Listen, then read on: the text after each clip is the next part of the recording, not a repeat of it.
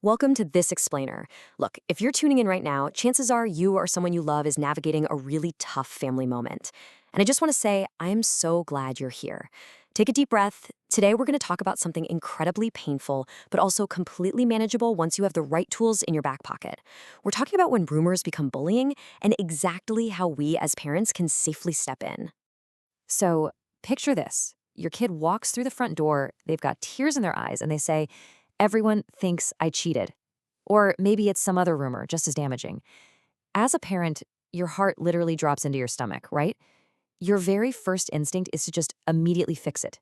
You want to track down whoever started it, call their parents, and demand that the whole world know the truth. And listen, that instinct, it's completely understandable. You are hardwired to protect your kid. But as we're going to see today, speed does not always equal safety. Okay, so first things first, we've got to understand what we're actually dealing with here. Kids talk, they misunderstand things. Everyday peer drama is full of partial information and wild speculation. But social bullying is an entirely different beast. That happens when there's unwanted aggression, a real power imbalance, and a high likelihood of the whole thing repeating.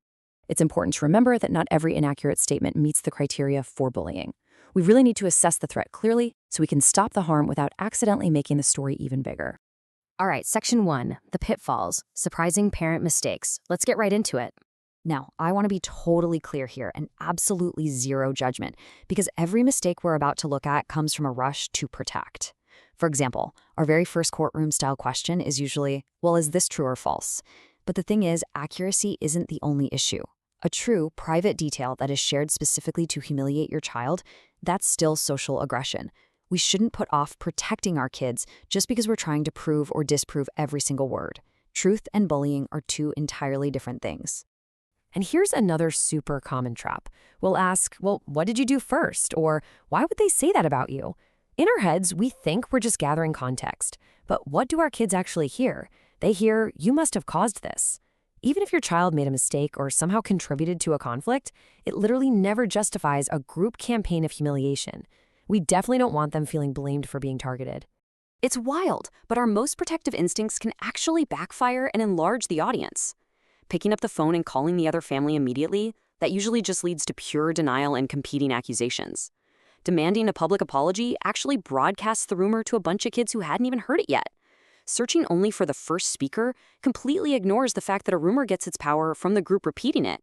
And telling your child to fight back with their own rumors? Well, that just turns them from a target right into a participant.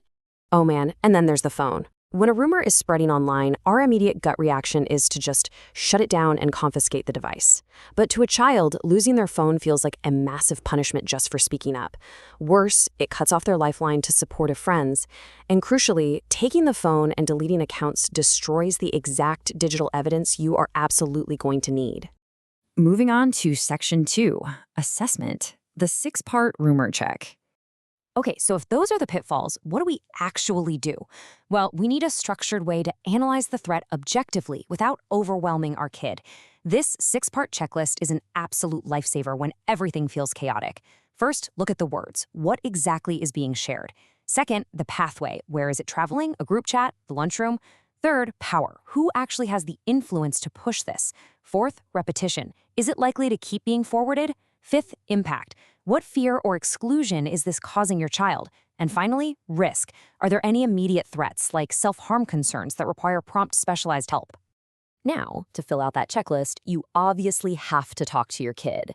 But please, don't make them painfully recount the entire story every single evening. Instead, try using focused questions. Ask things like, what changed after the rumor started? Or where do you feel least safe right now? This helps you gather the critical intelligence you need while keeping the conversation safe and manageable for them. Which brings us to section 3, the action plan, a 72-hour response. Once you've got a clear picture, it is time to act.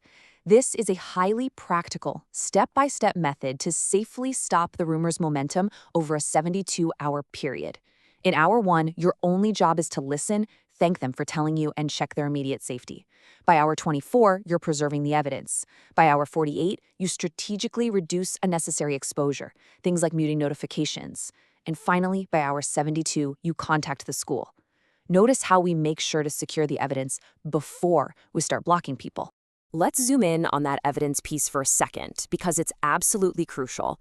You want to record the specific dates and exact times. Save the exact statements and the usernames of whoever said them. Take screenshots of messages and make sure those group chat names are clearly visible. And if there are original files, keep them. Doing this builds a rock-solid timeline that platforms and school administrators can actually use effectively.